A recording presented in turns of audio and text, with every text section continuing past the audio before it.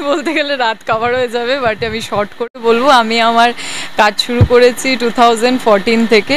Modelling দিয়ে আমি আমার ক্যারিয়ার শুরু করি। তো সেখান থেকে ছোটো ছোটো কাজ করতে করতে 2017 থেকে আমি সিরিয়ালে কাজ করছি।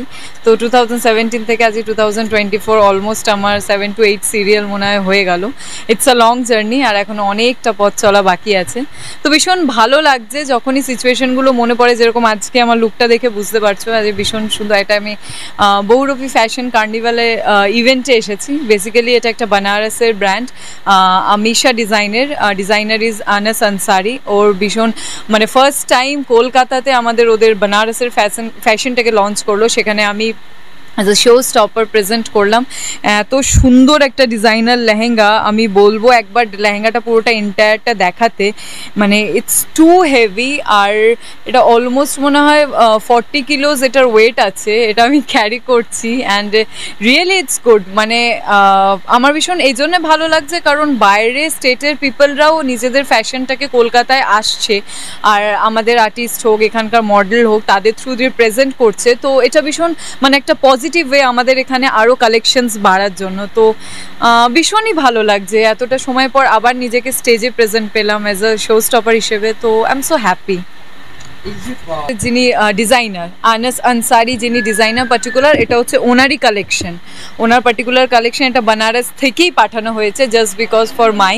তো এটা এখনও পুরোপুরি রেডিও হয়নি, জাস্ট বিকজ শো করার জন্য একটা স্যাম্পল পিস পাঠানো হয়েছে। তো আমি ভাবছি এটাই একটা পিসই এত সুন্দর, তো আগামী দিনে আরও যে প্রেজেন্ট করছি আমার থ্রু দিয়ে হচ্ছে, মানে এটা আমার কাছে অনেক বড় বিষয়। কারণ এখানে যত যা শো হয়, যা আমরা করি, এখানকার নর্মাল ডিজাইনার তাদের নিউ কালেকশনস বা কিছু ব্র্যান্ডসের তাদের কালেকশন হয়, বাট একটা বাইরের স্টেটস অ্যান্ড যাদের মানে বেসিক্যালি তারা মনে হয় লেহেঙ্গাটা বেশি ফোকাস করে, and others models are wearing saris. কিন্তু আমি শাড়িগুলোও বলবো একদম অন্য প্যাটার্নের, মানে সিম্পল। এখানকার সিম্পলি তুমি যে শাড়িগুলো সবসময় দেখতে পাও সেরকম ধরনের একটা ইউনিক ব্যাপার আছে যেটা সবার থেকে আলাদা। তো আমার সেটা খুবই ভালো লেগেছে। আমি তো অফকোর্স চাই যে আগামী দিনে আরও এনাদের কালেকশনস দেখার জন্য।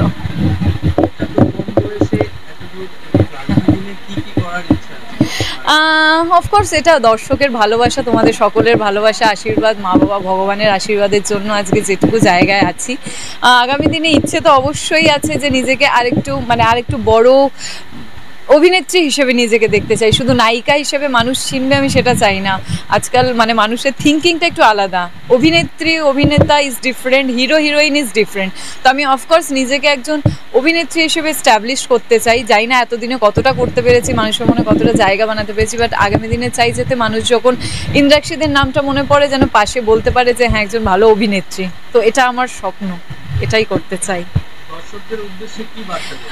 দর্শকদের উদ্দেশ্যে এইটুকুই বার্তা দেবো যে আপনাদের যে ভালোবাসা, যে আশীর্বাদটা, যে সাপোর্টটা এতদিন পেয়ে এসেছি, আমি জানি আগামী দিনেও আমি সেই ভালোবাসাটা পাবো, সেই আশীর্বাদটা, সাপোর্টটা পাবো। আর তোমরা তো সবাই গীতা এলএলবি দেখছো কাব্যার বদমাইশিগুলো। আগামী দিনে আবার কাব্যা বিয়ে পিড়িতে বসতে চলেছে। মেহেন্দি দেখো, সঙ্গীত মেহেন্দি হয়ে গেছে, মেহেন্দি পরে দেখে নিয়েছো।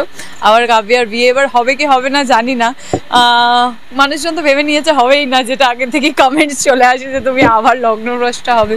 বাট ওই আর কি, twist and turns are going. তো তার জন্য অবশ্যই প্রত্যেকদিন চোখ রাখতে হবে স্টার জলসা পর্দায় ঠিক সন্ধ্যে 6:30টায়।